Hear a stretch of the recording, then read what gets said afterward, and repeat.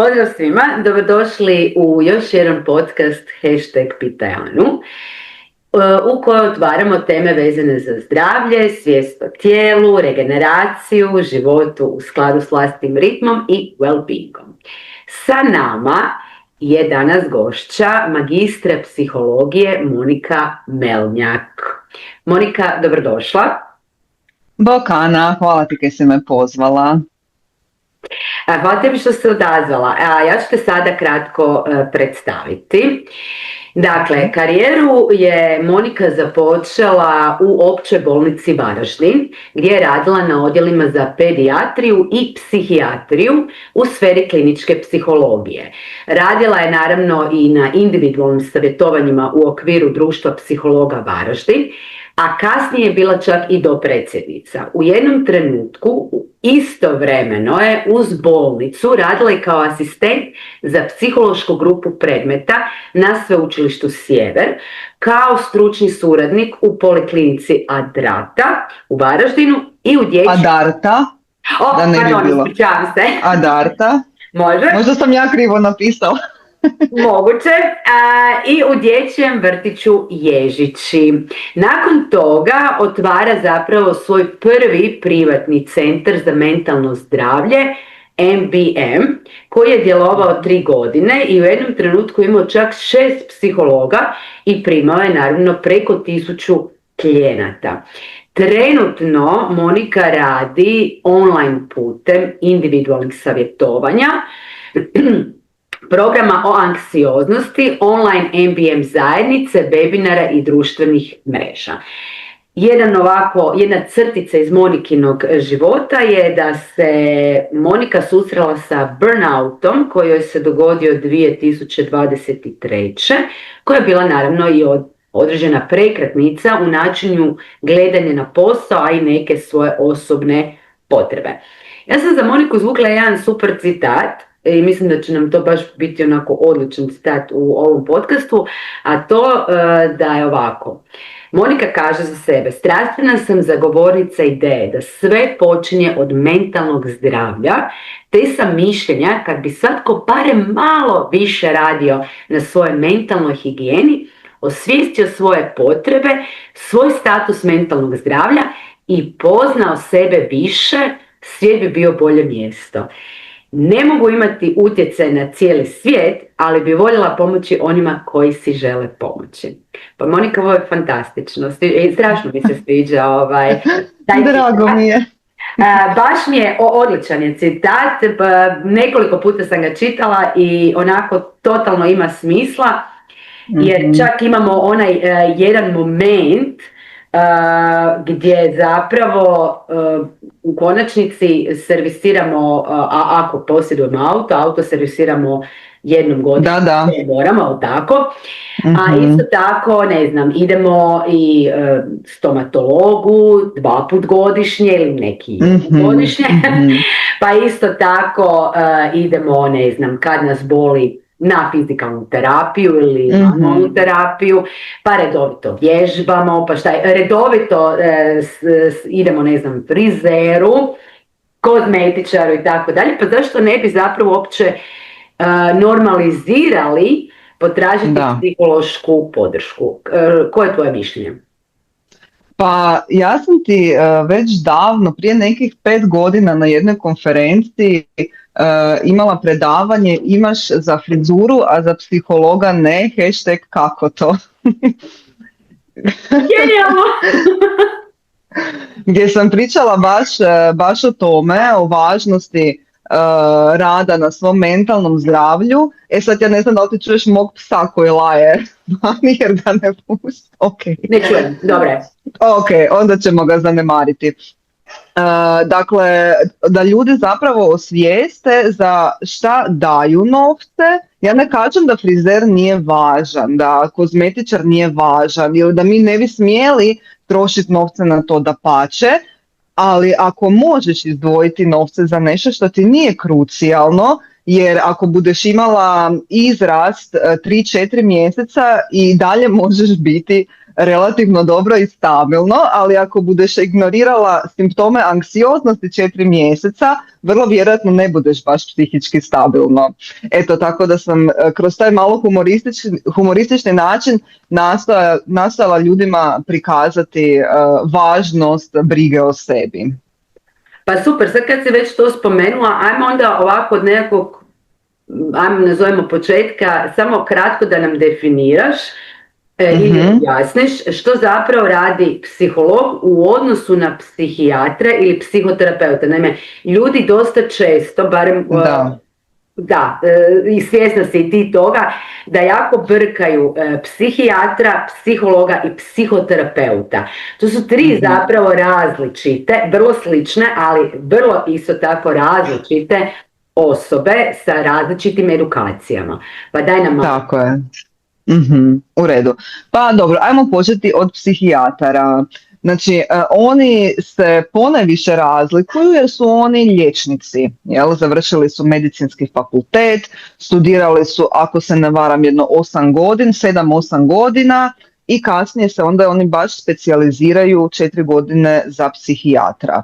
Znači, oni stavljaju fokus na psihička oboljenja, na psihičke poremećaje i oni su liječnici, znači mogu pripisivati lijekove, rade u bolnicama. To je važna stavka. Drugo, što se tiče psihoterapeuta, sad ovisno o tome o kojoj psihoterapijskoj školi se radi. U posljednje vrijeme većina psihoterapijskih škola traži da se završi 2 godine propedeutike, što bi značilo ko neki skraćeni fakultet psihologije prije nego što osoba se ide educirati za psihoterapeuta. Mislim da je fantastično da su to uveli u svoje kurikulume većina psihoterapijskih škola, zato jer ipak je većina dozvoljavala da netko ko je, ne znam, završio za ekonomistu, pravnika ili tome slično, radi na iste načine, gotovo na iste načine s ljudima koji psiholozi, koji zapravo imaju 5 godina znanja o tome kako ljudi funkcioniraju i svaka čast ekonomistima i pravnicima i bilo kojoj drugoj struci, ali mislim da se svi tu možemo složiti da bi ipak neka predznanja bilo dobro imati prije nego što krećemo se baviti područjem koje nije baš naše, jel? Tako da većina tih psihoterapijskih škola to ima i većina ih dozvoljava da bilo ko upiše psihoterapijsku školu, no škola poput kognitivno-behavioralne psihoterapije dozvoljava samo psiholozima i psihijatrima da upisuju za sad. A što se tiče psihologa, dakle mi završavamo fakultet, studij psihologije na Filozofskom faksu, on traje 5 godina i nakon toga godinu dana se odrađuje staž prije nego što se samostalno može raditi negdje, s time da nas ta godina staža oblikuje u smjeru kojim se bavimo, da li je to školski psiholog, da li je to organizacijski psiholog, da li je to klinički psiholog i tako dalje. Dobro, znači to je specijalizacija nakon fakulteta. Pa sad kad si nam tak super objasnila te 3 stvari, u kojim situacijama bi osoba zapravo trebala potražiti psihološku pomoć, a kada je recimo potrebna podrška psihijatra, a kada psihoterapeuta? Ok. Ono koja je razlika između psihologa i psihoterapeuta je da psihoterapeut najčešće ide dublje. Psihoterapija traje duže, a mi psiholozi, ako pričamo o dozvolama i zakonima, uvjetno rečeno, smijemo raditi samo psihološka savjetovanja i ne idemo toliko duboko. Okay. A kad se tiče toga kad bi osoba trebala ići kod psihijatra, ja bih rekla onda kad je toliko nefunkcionalna da joj da ne može obavljati neke svakodnevne stvari. Znači kad primjećuje da ima, ne znam, 2-3 puta dnevno panične napadaje, kad primjećuje da ne može više izaći iz stana, kad primijeti neke simptome tipa da čuje nešto, vidi nešto, znači simptome koji su jako već visoki do razine da ograničavaju osobu da bude funkcionalna. Eto, onda se ide kod psihijatra s time da glavna zadaća psihijatra je dati dijagnozu, tako da to bi bilo dobro da osoba bude svjesna da ne može otići kod psihijatra, a da ne dobije dijagnozu. To je gotovo nemoguće. Tako da tu onda uvijek dobijete dijagnozu. Da, i to mislim da je dosta zgodno imati na umu, taj dio, i drugi dio da ćete dobiti lijekove. Ne izlazite iz psihijatrije bez lijekova, jel? I sad ne bih htjela, jako je tanka granica, tako da ne bih htjela sad nekoga, kako bi to sad rekla, odgovarati da ide kod psihijatra, ali nemojte niti misliti da ako tu i tam doživite panične napade ili ako imate preplavljujuću anksioznost, da vam je najbolji prvi korak psihijatar. Jer nije, jer budete dobili dijagnozu, dobili budete lijek i tu ste već krenuli nekim putem koji vam malo otežava taj rad na sebi, jer lijekovi su nam zapravo sigurnost i otežavaju nam psihički rad na sebi, tako da evo za sad bi tu stala. Može, super. S obzirom da se baviš zapravo anksioznošću i stresom čak i kao takvim, a već si nam tak lijepo sve objasnila razlike, ljudi dosta često znaju brkati, ili ne bih rekla čak brkati, moguće da im je malo zbunjujuće, pojmovi anksioznost i stres.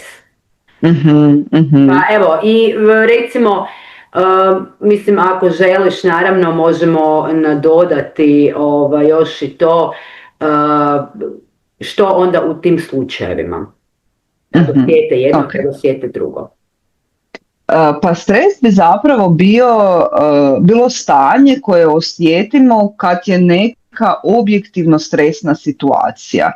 Kad se dogode određeni stresori, ne znam, od nešto je na poslu, ne znam, imate prekratke rokove ili se ne slažete s ljudima na poslu, ili može biti i manji stresor, može biti prometna gužva, uglavnom dok se događa nešto što vas objektivno izbacuje iz vaše ravnoteže, ajmo to tako reći. S druge strane, anksioznost je odgovor na nešto što se događa u nama. Znači na naše stanje izunutra. I anksioznost je nešto što može trajati i što obično traje bez izvora stresa. Znači izvor stresa nestane, ali mi smo i dalje anksiozni. I iz anksioznosti se onda može razviti anksiozni poremećaj ili anksiozni poremećaj ličnosti.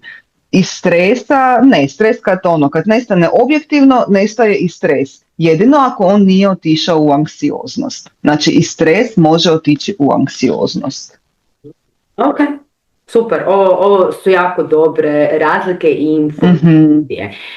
Pa dosta, naravno, često ljudi koji razviju, sad kad si već krenula anksioznost, pa anksiozni poremećaj, pa anksiozni poremećaj ličnosti, i tu naravno već ulazimo u područje gdje će neki dobiti neke lijekove, a neki da neće, pa kada zapravo ti lijekovi krenu pomagati, a kada ne, u kojem, da li pričamo o anksioznom poremećaju ličnosti ili pričamo o anksioznosti kao općenito? Znači pitaš me zapravo kada lijekovi za anksioznost krenu pomagati, kad krenu zapravo dobivati ljudi lijekove za anksioznost. Jer ljudi to sve nazovu jednom riječju, anksioznost. A ti si nam sad objasnila da imamo anksioznost, da imamo anksiozni anksiozni poremećaj ličnosti, ne? Tako je, da. Ovako, ljudi dobiju lijekove kad nisu funkcionalni. Kao što sam prije spomenula, znači kad im se treba biologija i kemija, odnosno kemija u glavi posložiti, da bi oni mogli biti bolje. I to je nužno u tim situacijama kad stvarno im je toliko preplavljujuće da ne mogu funkcionirati, i to je dobro onda, jer ne možemo mi raditi na anksioznosti ako osoba kontinuirano doživljava preplavljujuću anksioznost. Jel? U tom slučaju super, uzmi lijekove, nek ti se kemija u mozgu posloži, nek se ti malo umiriš, opustiš, a onda mi možemo zapravo raditi na anksioznosti, jer ona je, po meni, ja to tako volim reći, zapravo bolest načina razmišljanja, a ne bude nama tableta pomogla da promijenimo način razmišljanja ili način kako mi obično gledamo na stvari. I dakle, tek kad je osoba opuštena, relativno kad je mirna i kad uopće može čuti nešto, kad je sposobna, kad ima kapaciteta raditi na sebi, onda krećemo raditi. Okay? Nekad može biti dijagnosticiran anksiozni poremećaj, a da osoba ne treba lijekove, nekad može biti a da treba. Znači, to se procjenjuje na licu mjesta, s tim da velim, uvijek budete kod psihijatra dobili lijekove. Ja više se ne bavim dijagnostikom, tim sam se bavila godinama, sad se ne bavim, ali ako vidim da mi dođe osoba koja je izuzetno povišena anksioznosti, da joj trebaju lijekovi, poslaću je kod psihijatra. A s druge strane, ako vidim da je osoba funkcionalna, a uzima lijekove, uputit ću je kod psihijatra da mu kaže da sad ide na svoj tretman, da bude radila na tome na drugačije načine i da onda zapravo psihijatar s vremenom pripisuje sve veću količinu lijekova. Jer ne možete prestati, nikad nije dobro prestati piti lijekove odjedanput. To može imati neke neobične i neželjene efekte, tako da onda u dogovoru sa psihijatrom osoba počinje uzimati manje količine, odnosno manje doze lijekova. A što se tiče anksioznog poremećaja ličnosti, on se događa kad je anksioznost toliko dugo prisutna, toliko dugo netretirana, da nam oblikuje ličnost u smjeru da apsolutno uvijek i zauvijek gledamo na svijet kroz anksiozne naočale. Evo, ne znam kako bi to lakše opisala. I tu ne trebaju lijekovi, mislim, to je takva ličnost osobe. Znači, ličnost se pretvorila u to nešto, odnosno mogu biti lijekovi ako osoba redovito doživljava ili panične napadaje, ili ako ne može izaći iz kuće, ili ako je veliki hipohondar. Znači, onda tu vidimo kaj se još navezuje na taj poremećaj specifično, jel? Eto, tako da to je sad ukratko. Super. Pa sad kad smo već kod tih nekakvih, si spomenula, pa ću se ja samo nadovezati, terapijski dio, ali ne medikamentozni, nego onaj kod psihoterapeuta ili psihologa. Koje su recimo neke od tehnika koje si ti u svom radu primijetila da su učinkovite kod anksioznosti? Pa mnoge. Mislim, ja mogu kratko objasniti kak ja radim. Kaj se meni pokazalo kao najbolji način rada s anksioznosti, i to sam zapravo i upakirala u programe svoje. A to je dakle prvo uopće razumijevanje kaj je anksioznost. Znači, dok mi razumijemo šta se s nama događa, to razumijevanje nam već automatski umanjuje taj strah. Kad vidimo, aha, to ima ime, to se inače ponaša tako i tako, ok, kao to namakne određeni postotak straha i, kako bi to rekla, nekog demoniziranja te anksioznosti i stereotipiziranja također. Nakon toga idemo vidjeti kaj uopće održava anksioznost, kako to da je ona tako redovito prisutna u nečijem životu, i onda idemo raditi sa automatskim iskrivljenim mislima, odnosno kognitivnim distorzijama. One su početak. Znači, to je jako, jako važno da radimo sa njima, da si osoba uopće osvijesti, jer najčešće osoba niti nije svjesna na koji način ona razmišlja. Ne znam ko redovito promišlja o tome šta sam ja danas sve mislila, pa izvuče te svoje misli, pa vidi da li je to bila ugodna misla ili neugodna, što li mi je donijela. Znači vjerujem da ljudi ne idu baš za time. Tako da mi onda učimo kako loviti te svoje misli, koje misli su produktivne i koje brige su produktivne, koje brige su neproduktivne, i zatim gledamo one automatske misli koje su iskrivljene po kategorijama, jer imamo jedno 20 kategorija iskrivljenih automatskih misli. Jedna od najpoznatijih što ako, odnosno kaj ako za nas iz sjevera, pa neko katastrofiziranje, pa uspoređivanje, to su sve zapravo iskrivljene misli.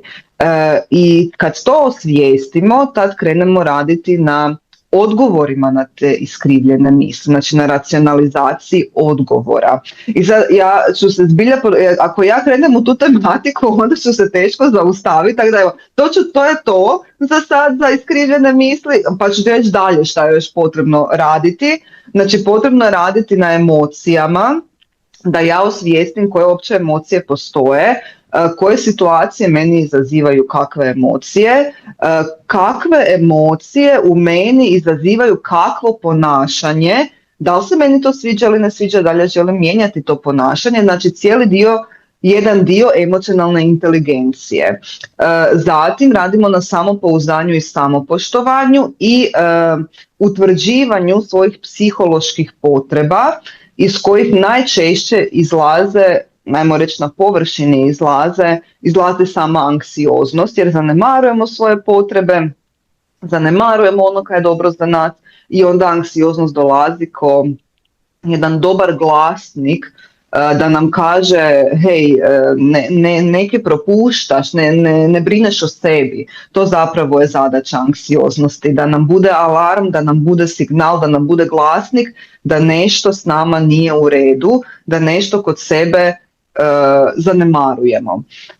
Ono što je još važno je rad na pogrešnim uvjerenjima.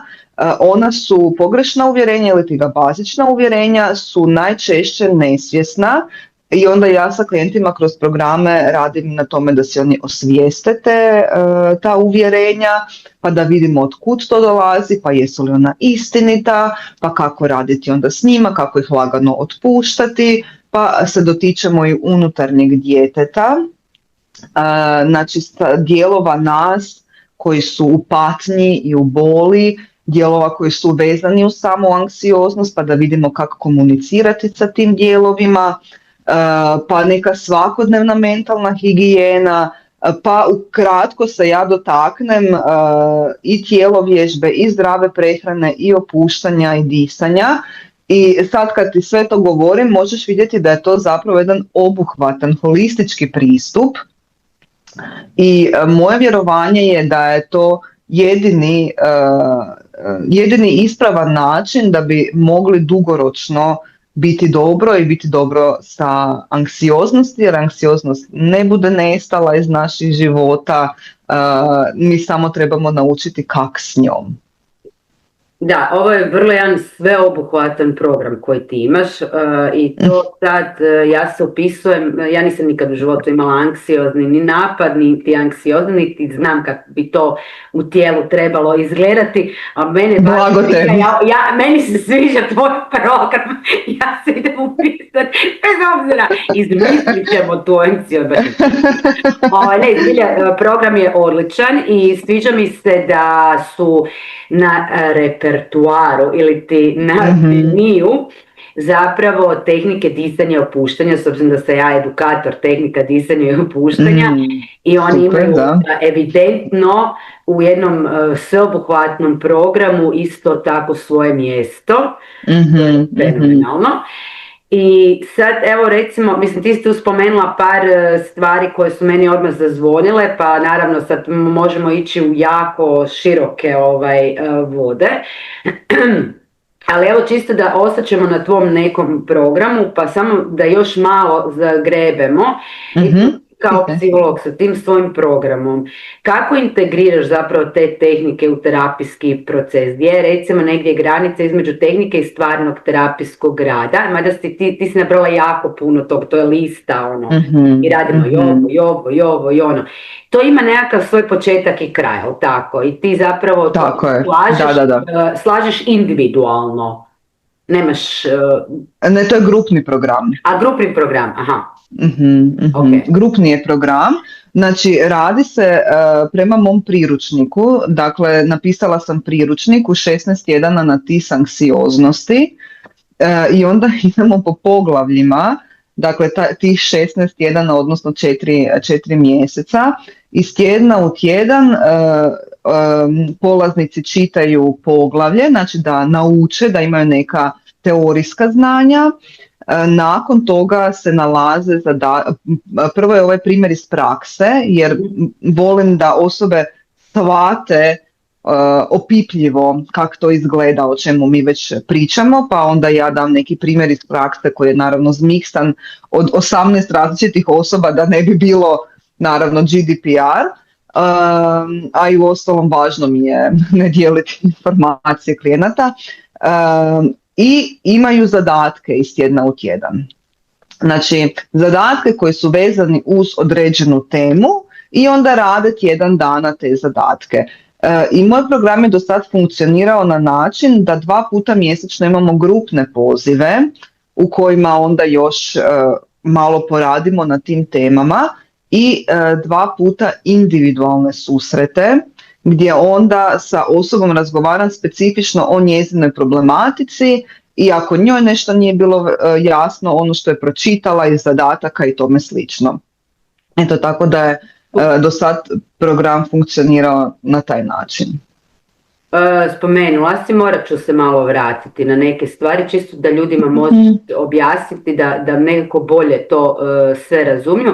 Spomenula si kognitivne distorzije, spomenula si bazična uvjerenja, pa ajmo ovako, za početak. Znači, što su kognitivne distorzije i kako ih zapravo možda možemo prepoznati u svakodnevnim mislima? Da, znači kognitivne distorzije su zapravo ko neka iskrivljenja u načinu razmišljanja. Dakle, to je nešto što nije racionalno, za što nemamo dokaza da je tako, ali mi svejedno to mislimo. Primjer toga može biti da ste u društvu i pričate, vas je 5-6 i sad radi nečega, tipa ne znam, osoba A vas nekak pogleda i vi iz tog pogleda zaključite joj sad ona mene čudno gleda ili joj sad si ona misli nešto loše o meni ili joj ja sam ono prije glupo rekla pa sad me zato tak pogledala. Znači to je jedna od kategorija automatskih iskrivljenih misli, naziva se čitanje misli.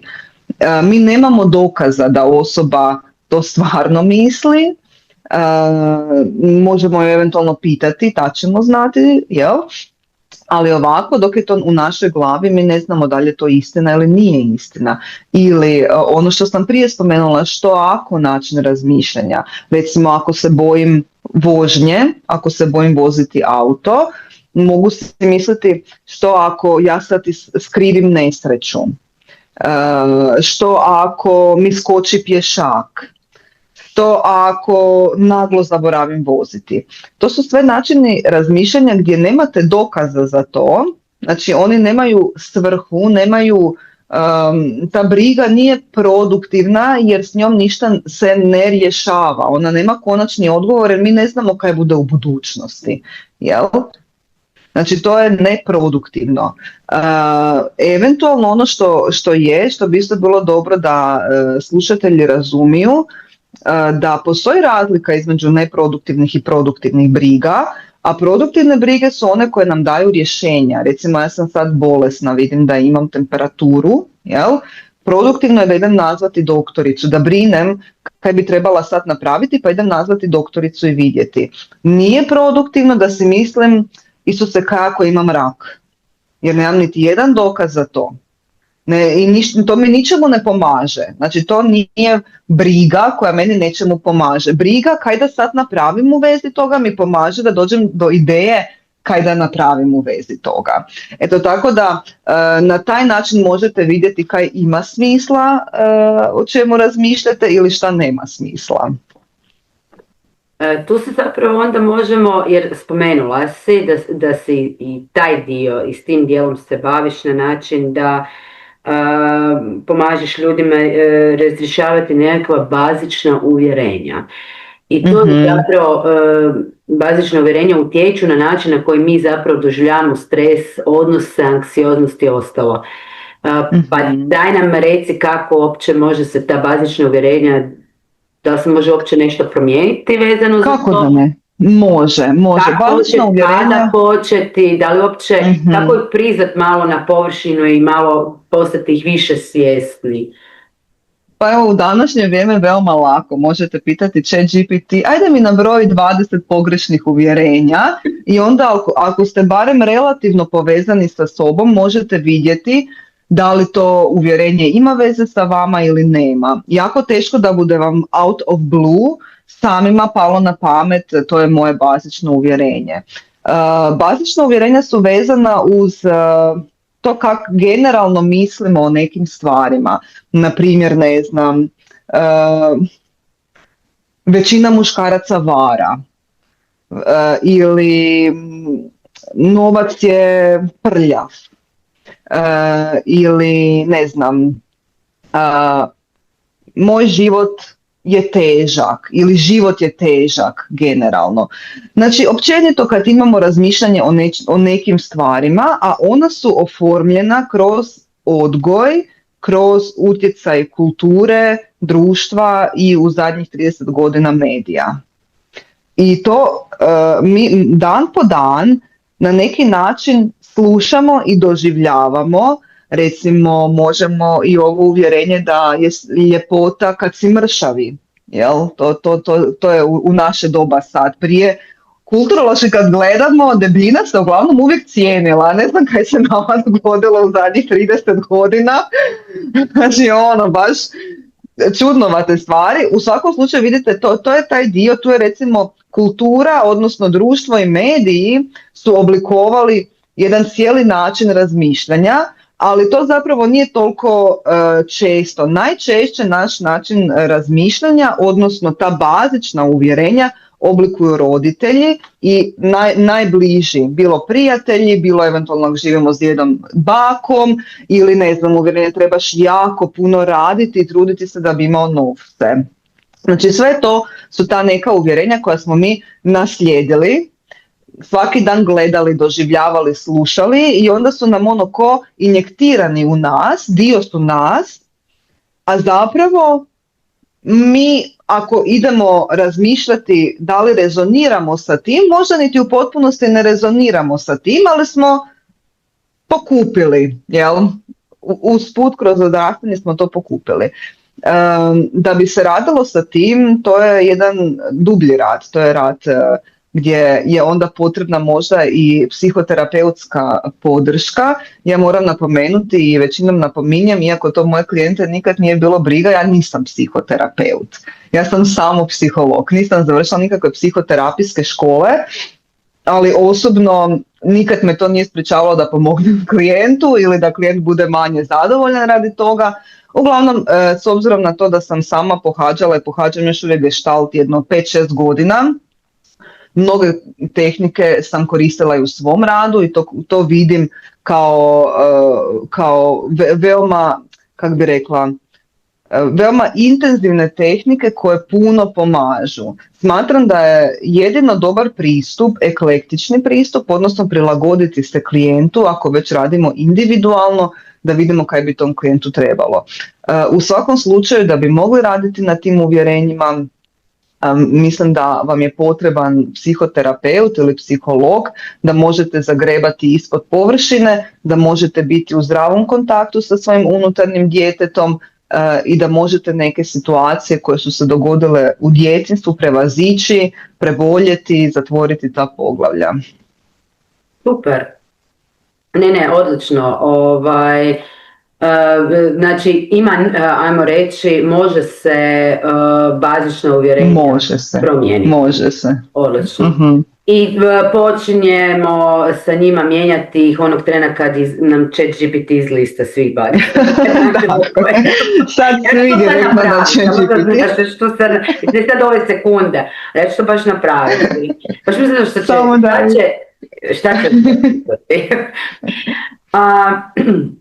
ok, ja mislim do sada si nam dala pregršt informacija, pogotovo si tako detaljno opisala cijeli taj program koji bilja smatram da je fantastičan.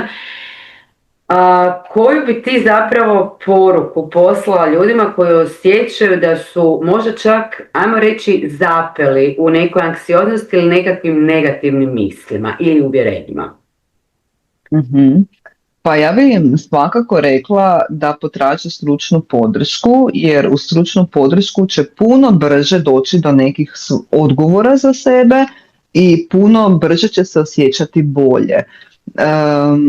Mi sami sebi naravno da možemo pomoći i pomažemo si, psiholozi, psihoterapeuti, mi smo svi medijatori, mi svi smo oni koji potiču osobu da se aktivira i damo joj neke smjernice.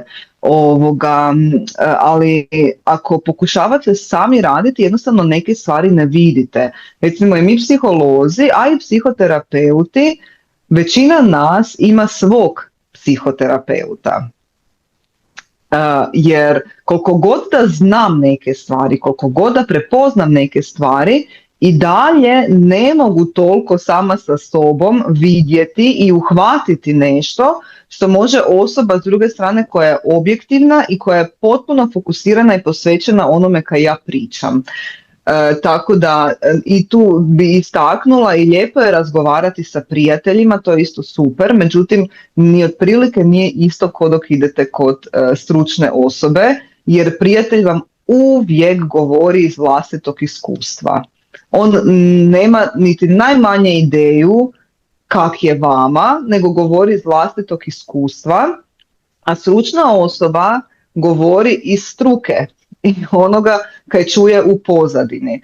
A u slučaju da ne možete si priuštiti ići kod stručnjaka, mislim uvijek možete u današnje vrijeme slušati podcastove, knjige, si posuditi neke za rad na sebi. Tu samo malo proguglajte ko su baš stručnjaci, a ko su osobe koje su možda same iskusile nešto pa su na temelju svog iskustva nešto dijelile ili napisale, jer to dosta može isto biti triki. Mislim, sve je super, jako je lijepo dok neko dijeli svoje iskustvo i to ohrabruje druge ljude da vide ima nas još.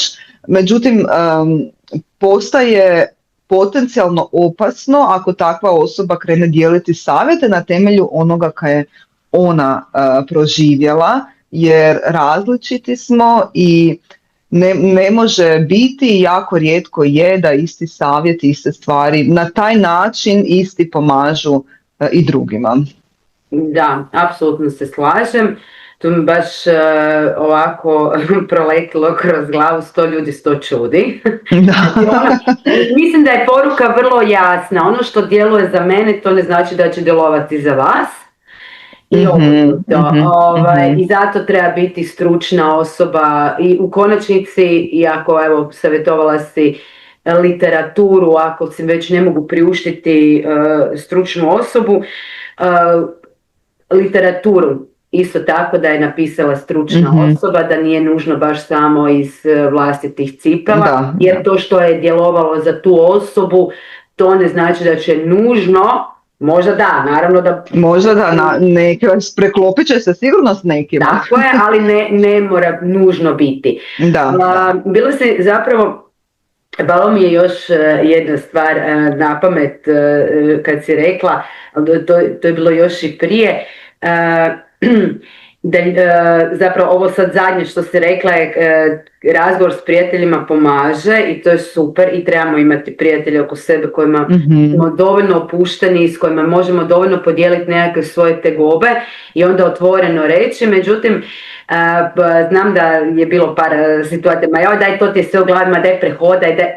Jer to je to, ako ne, mislim, stručne osobe, ako nisu zbilja, ako vam prijatelj nije psiholog, psihoterapeut ili psihijatar. Da. Teško da, jer to je to, oni gledaju kroz svoj filter, kroz svoju prizmu, kroz svoje iskustvo i onda u dobroj namjeri mogu reći, mogu čak i nešto krivo reći što će osoba protumačiti naravno opet na svoj način. Sad sam se sjetila jednog mima, kao isto osoba piše, govori to kao nemojte nam govoriti da samo se neko pustimo, to je isto kao osobi koja ima astmu, kažemo pa samo odi na zrak i duboko udahni, gledaj koliko kisika ima oko tebe, ne tog tipa. Da. Je, dobar je mi. Mislim da ja sličan tome vidjela. Da, upravo tako, to bi se moglo nekako povući paralelo. Da. Definitivno. Pa evo ovako, za nekakav kraj, možda nekakav svoje isto promišljanje i razmišljanje, kako bi mi kao društvo mogli bolje podržati naše mentalno zdravlje, pogotovo među mladima, a pa čak i među ženama. Evo, nekako tvoje razmišljanje, s obzirom da trebamo definitivno što više i više podizati. Mislim da se u zadnje vrijeme i podiže ta svjesnost o mentalnom zdravlju i da ljudi pišu. U konačnici sada je bio dobro, u 10. mjesecu, jer ovaj podcast će izaći malo kasnije, ali dobro. Okay.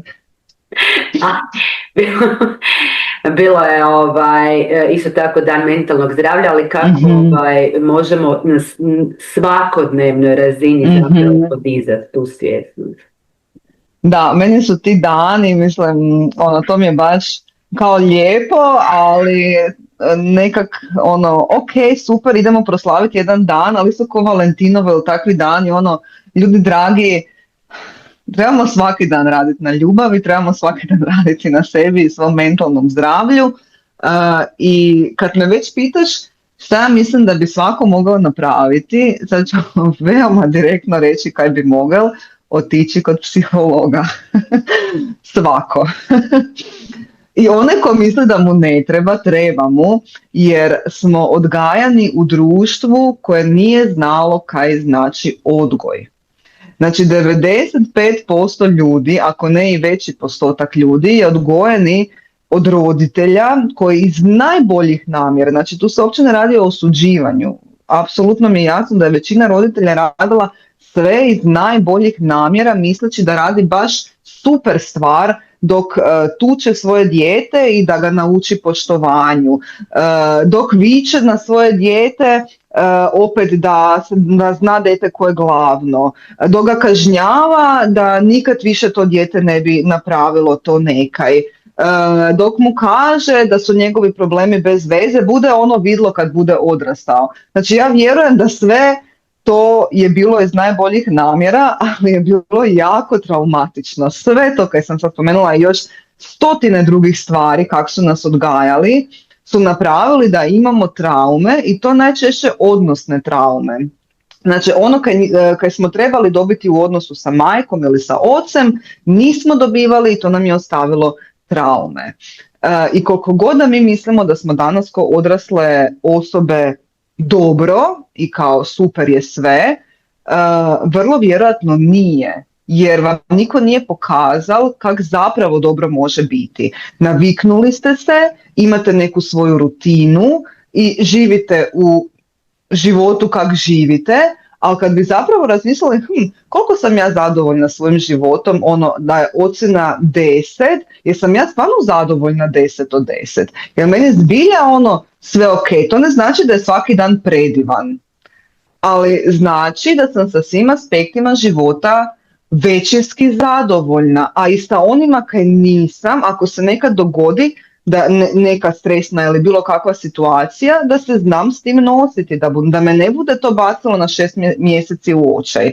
Znači malo se odgovorite na ta dva pitanja, pa budete vidjeli da li ste stvarno u psihičkom balansu ili niste. Ja vam velim da 95% vas nije i to znači da bi bilo super da odete kod psihologa ili psihoterapeuta jer budete na taj način postali sebi zdravija osoba za ljude oko sebe, potaknuli budete druge da rade na sebi i malo po malo ovaj svijet bude zdraviji. Ali počinje se od sebe. Da, uvijek se počinje od sebe. To bez daljnjega. Tako da, ok, znači uvesti u nekakvu higijenu, bi se moglo reći, i mentalno zdravlje, to je brigu o sebi, o mentalnom zdravlju, posjet stručnoj osobi, možete za početak izabrati, ako nemate nikakve poremeće, ako nemate nikakve velike probleme, onda je, ne znam, osobni razvoj neki. Pa da. Jel tako? Ja imam neke klijente koji mi dolaze jednom na mjesec, mjesec i pol, samo da bi se održavali, kako oni vele. Pa da. Super, pa to je odlično, zašto ne? Pa tak i treba, ako idete povremeno, ne znam, na masaž da biste se održavali. Da. Mentalno zdravlje je isto tako dio zdravlja, zato se zove mentalno zdravlje. Tako je. Ako niš drugo, da se većina ljudi nauči komunicirati, jer svi mi pričamo, ali tako malo ljudi zna komunicirati. A to je recimo nešto što možete raditi kod psihologa ili psihoterapeuta. Ili kako biti što bolji partner, na primjer. Da. Ili u bilo kojoj drugoj ulozi. Puno toga se može. Ne morate imati neki konkretni opipljivi problem da bi se unaprijedili, da bi bili bolje. Pa uvijek postoji neki aspekt koji, ako smo dovoljno samosvjesni, koji nas može smeta ili muči, na kojemu možemo raditi, na kojemu zapravo u konačnici ima prostora da vidimo, možda nas koče bazična uvjerenja, možda koče generacijska uvjerenja, možda nas koče nešto što smo proživjeli u djetinjstvu, na što uopće nismo reagirali da je trauma, a međutim nam se zalijepilo kao nekakav traumatski događaj. Da. Tu možemo nabrajati do preksutra. Odlično. Monika, hvala ti. Hvala tebi. Hvala ti što si odvojila vrijeme i što si naravno nam dala jako puno nekakvih uvida i saznanja. Moniku možete pratiti na društvenim mrežama, ja ću objaviti sve njezine kanale kako možete doći do nje. I naravno pozivam vas da kupite knjigu, jer knjiga se može kupiti, jel tako? Priručnik se može kupiti, da, bit će dostupni određeni programi, a inače imam i knjigu napisanu, ali to sam zaboravila reći. Evo, molim te reći. Čekam. Da, mislim, knjigica je mala, slatka, od nekih 100-tinjak stranica, zove se Psihološki zaplet, kratke priče o uvidima i dostupna je u većini knjižara po Hrvatskoj. A zapravo pisana je ko beletristika, neke pričice, da steknete neke svoje uvide i da vidite da zapravo to kad sam sad pričala, da ta briga o mentalnom zdravlju može biti dobra i može biti zabavna i da uopće nije sve to tak ozbiljno kak si svi mi volimo misliti i kak se gleda na nas psihologa ili psihoterapeute. Tu sam baš nastojala nekak taj svoj dio osobnosti da izađe van i da ljudi vide da je ok ti kod psihologa, da ih niko ne bude osuđivao i da nismo svi uštogljeni i ne znam kakve već mišljenja su o nama. Znači, išla se razbijati malo mitove. Da. Znači, i knjiga i priručnik su dostupni. Stavit ću ja linkove za Moniku, tako da ne morate brinuti. Ja bi se zapravo prvenstveno htjela svima vama koji me pratite zahvaliti i svima vama koji ste se pretplatili na moj YouTube kanal. Svi koji to niste, predlažem da to učinite i na taj način zapravo pomognete u kreiranju novih sadržaja. Slobodno možete komentirati, lajkati, šerati sadržaj, predlagati teme, dapače. Pozvat ćemo Moniku ponovo. Kad mi dapače, pa ćemo pričati možda i o nekim drugim temama koje vas zanimaju. A Monika, tebi se najljepše zahvaljujem zbilja na odvojenom vremenu i na tome što si podijelila svoje znanje. Hvala tebi. Ništa, ekipa, vidimo se. Bye.